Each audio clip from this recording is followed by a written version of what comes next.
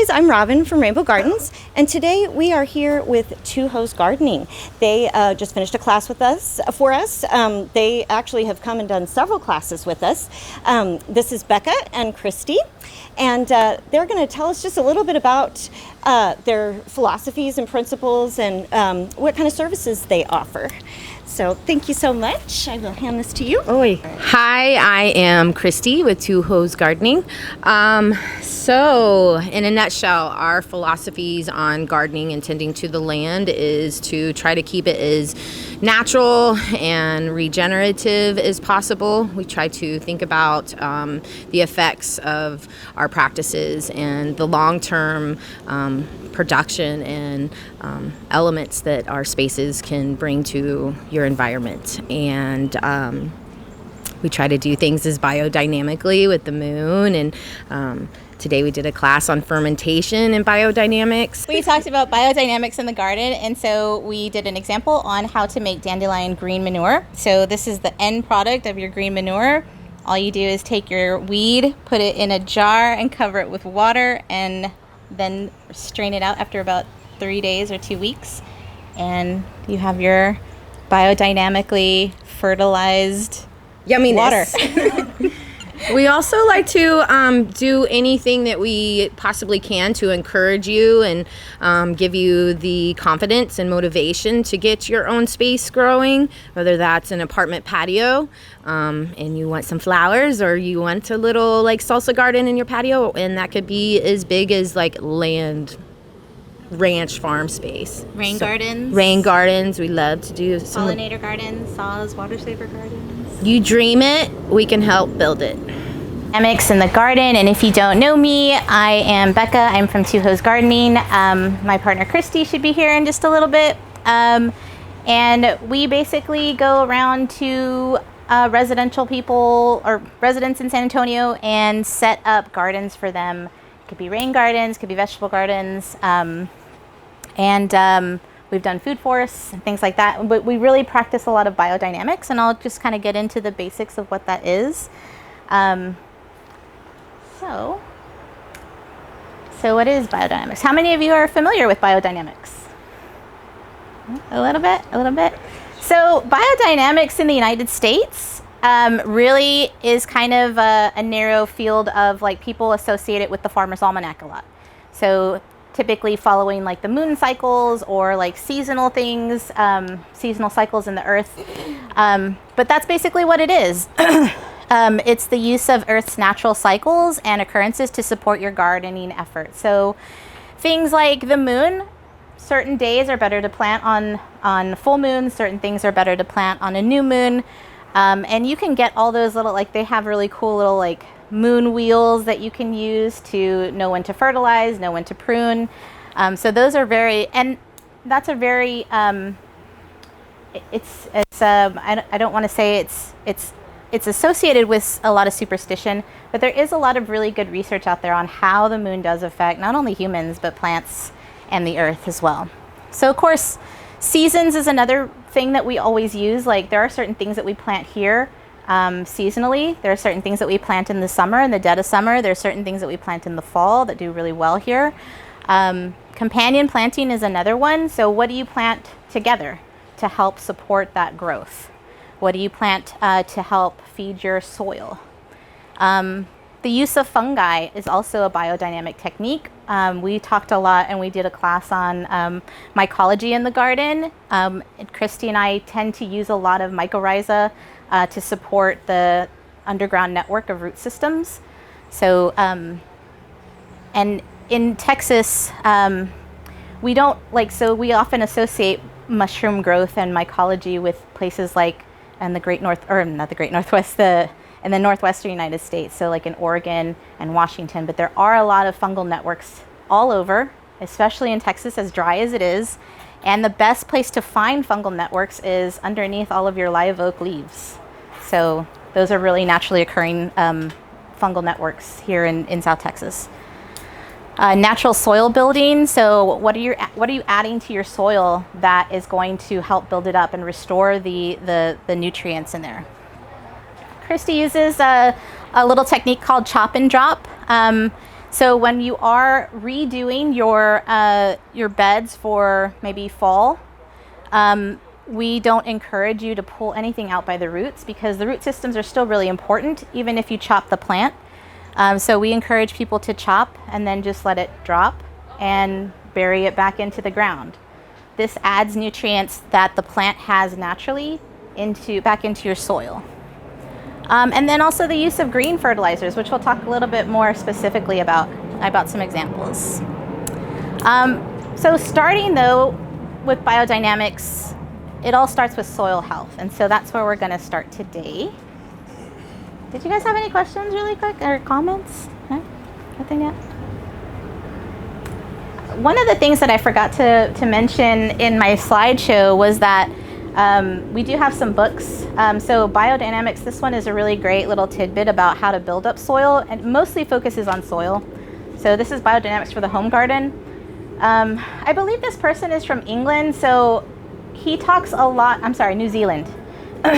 He does a lot of talking about using like cow manure and how to prepare those so that you do get a really good humus going in your soil. We also have a book that we follow religiously. It's Maria Thunn's Biodynamic Calendar, which gives you all kinds of tips on how and when to do the certain things that build up your soil and make your plants grow really nicely. Maria Thunn is from Germany, and she has a really extensive amount of research that is proven based on planetary alignments when to plant. So she calls them root days, fruit days, leaf days, and I think, what was the other one? Root, fruit, leaf, flower days. So her calendar is basically like, when is a good day to plant things that you want to produce fruit? When is a good day to plant things that you want, to produce the leaves for? And it does sound kind of complex when you're looking at it or when you're trying to read about it, but it's really easy and it's actually pretty cool. And it's proven. It's a really great research thing. Okay, soil health. So soil health, basically what we're trying to do with soil health is build up the humus in our soil. So humus is a carbon that's broken down organically. So anything like leaves, mulch, logs, fungus, this makes the soil, when you're using these natural elements that just kind of happen to occur naturally in your own yard, it makes the soil light and open. It holds a lot of moisture, which is great for root systems, and it encourages mycelium growth. And so again, mycelium is basically your fungal network underground. And this is a really beneficial thing for all plants, trees. They can exchange all kinds of things that they can't get on their own. And they can also communicate with each other through mycelium. So very, very important. It also encourages beneficial pests. So such things like worms, roly-polies, even things like those little beetle larvae things that you find, that they look like grubs. Those things are actually really beneficial for your soil, and they don't hurt anything. So those things all help break things down naturally and organically, and then they add to, like, when they poop, like, they add to that natural humus. So humus is full of nutrients, so this is also important for growing your garden or any kind of plant or tree. And so pictures 1 through 4 show just a few things that humus is composed of naturally. So again, leaves, mulch, logs, and fungi as well. We always encourage people when they are trying to clean up their garden, especially around the springtime. Everybody wants to blow out their leaves everywhere. And that really is a shame, because so many things like lightning bugs live in those leaves. And if you're blowing them away, you're taking away those nesting spots for those naturally occurring pests. And again, too, like, leaves do encourage mycelium growth. So if you ever, move that away from the ground, you can see like a little like white powder underneath, and that's your mycelium. So that's really important for your soil. So if you can avoid moving your leaves or blowing them out, please do so, because that Their homes are to so many pollinators and important microbes and things like that. Mulch as well. Mulch will hold moisture, but it also is a great place for mycelium to grow. And logs. Logs are very interesting for, we use logs mostly in hugelkultures. So if people have things like, cut down tree or something like that, they might have like what's called lichen on them, right? The lichen kind of looks like a little like mold or something.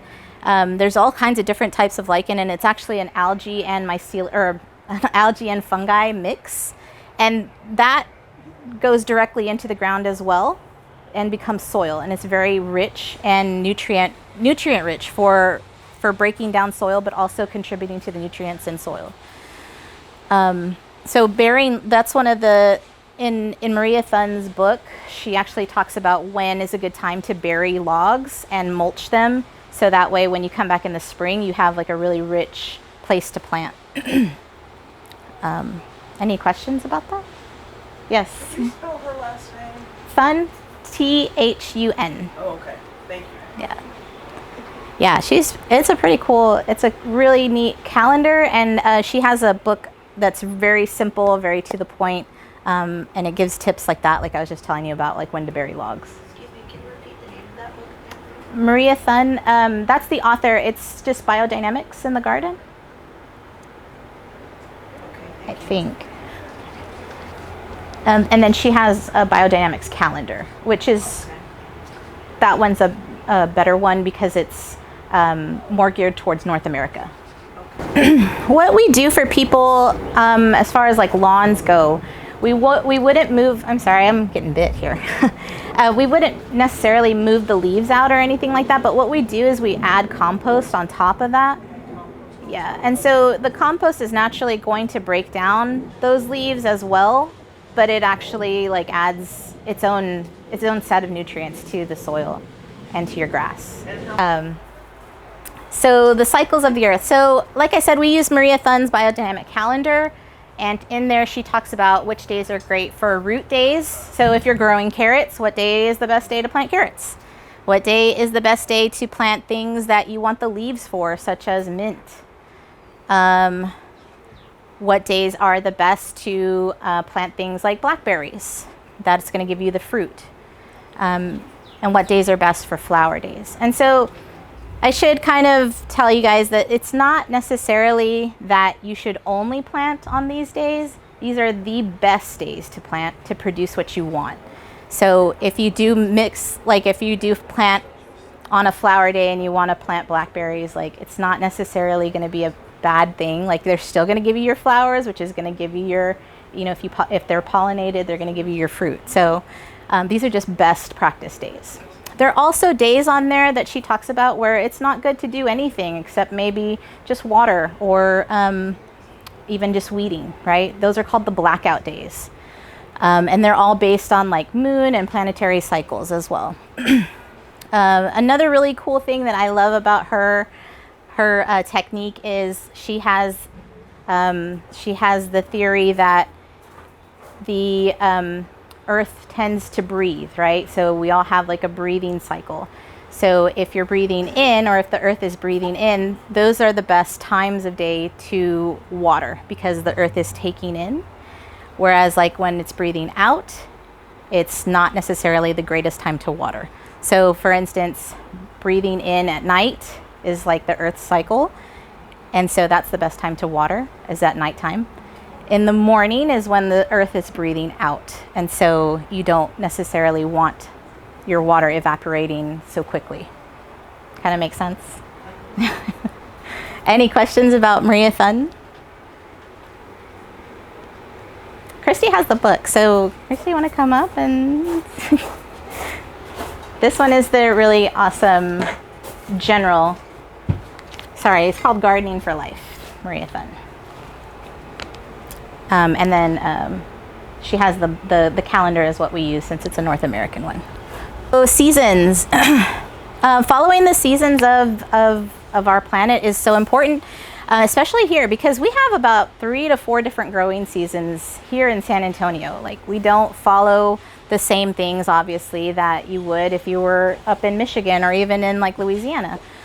So it's really important to know what seasonally is going to be coming up for you. So right now, you can still, like, people think, okay, it's the dead of summer, you can't really plant a whole lot of stuff, but you can. It just what is going to tolerate our intense heat and lack of water right now.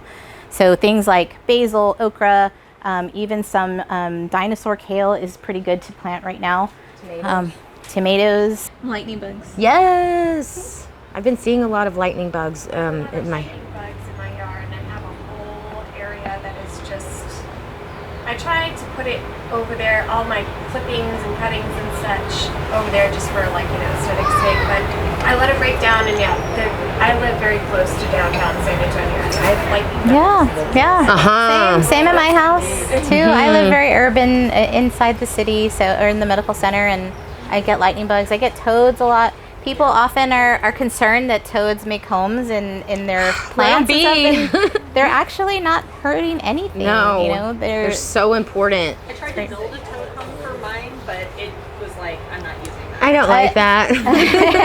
any kind of. I find toads, especially here, tend to like old stumps, like old broken down stumps, especially if they're more underground.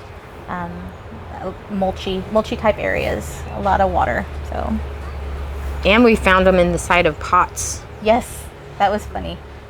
all burrowed up in the roots. It was a generational toad home. All right, well, thank you guys for coming. Please follow us if you don't. Follow us on Instagram or Facebook, or email us if you get a chance. We have a website as well, twohosgardening.com.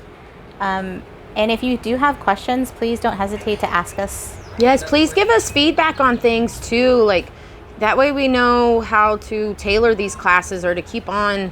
People are interested and or not, and it helps to give us inspiration on showing up. Yeah. When I use that tea and I dilute it, should I just then sprinkle it on the roots, or should I put it in one of those sprayers and spray? Just in a 1 gallon water even. Yeah. Just Keep it simple for yourself. Okay. Like don't go out and buy one of those, those or whatever. If you have it, fantastic. But I mean, I even use my Kool-Aid pitcher, just make it easy on yourself. Okay.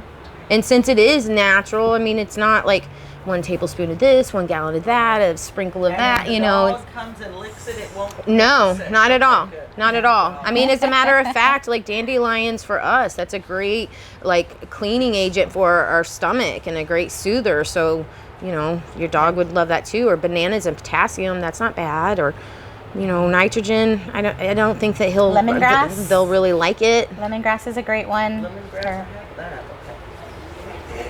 It's like a lot of stuff in teas that we would want. Yeah, Yes. absolutely. Dandelion tea is so healing for the liver. Yes. Yeah. Cleavers are also really great for cleansing your liver. Yes. So you just leave them in the jars for 2 days, you said? 3 days. 3 days to 2 weeks. And then strain them so they don't get moldy. Right. Yeah. Right. And then if you forget about it too, because for whatever reason, there's not too long of a period either. And that stuff that you take out, put it back in the ground. Yes. Throw that back in your worm bin, back in the ground. Sure. Yeah. Either way. Yeah. Either way, put it in your soil or on top or in your compost. Put it back in the earth. And then y'all will start noticing a difference too. I think if y'all start even just paying attention to the cycle of the moon, there's so much that goes into that therapeutically and inner garden work, and it just connects you so much more to not only the earth, but if you're paying attention to the cycles of the moon, it connects you with the cosmos, and it's a nice practice. You'll start to notice that you naturally will start getting on the rhythm of nature too. For me, I notice when there's rooty days, and that's usually internal, kind of funky. And I notice when it's flowery days, I'm kind of springy and more whatever. Sometimes There's even days where it's not ideal to do anything. I'm starting to learn to use those to get my to-do lists for garden spaces, or really just to tend to my home, or whatever this not off day is, but it's not a time to be in the garden planting and things like that. It's more. And your space, it responds to you. So like oftentimes when we go to people's houses, sometimes people will say, oh man, I hurt my knee, right? And so things like chickweed will come up in those places, like as if they are responding to your needs and your energy. Like chickweed is a really great muscle soak. So same thing with cleavers. Like we often see cleavers right after the time that we're kind of done partying. So we might need that cleanser. Like after the holidays, so and rolling into spring, they start popping up. First days of spring. So your space will respond to you. It's the same way that it responds to outward things like the moon and planetary alignments. So I know I'm a migraine sufferer, and I have to watch the moon cycles constantly. yeah. And my sister, it's the funniest thing, she has migraines as well, and I'll call her, you have a headache? Yes, I sure do. Or sleep Yes. patterns are definitely affected by the moon as well. Well, we're like 70+% water, and so those effects, I mean, just like the ocean tides, like it just has an effect on us too. Like it's not just because the moon's full and everybody's getting a little high strung, or kids are acting wild, or did y'all know that babies are more birthed during full moons too? It's because of all that pressure, and it messes with the tides within us too. And so I've noticed that biodynamically planting and tapping into that too, it's helped my overall like emotional health and mental health, and just all of the above, and thriving gardens.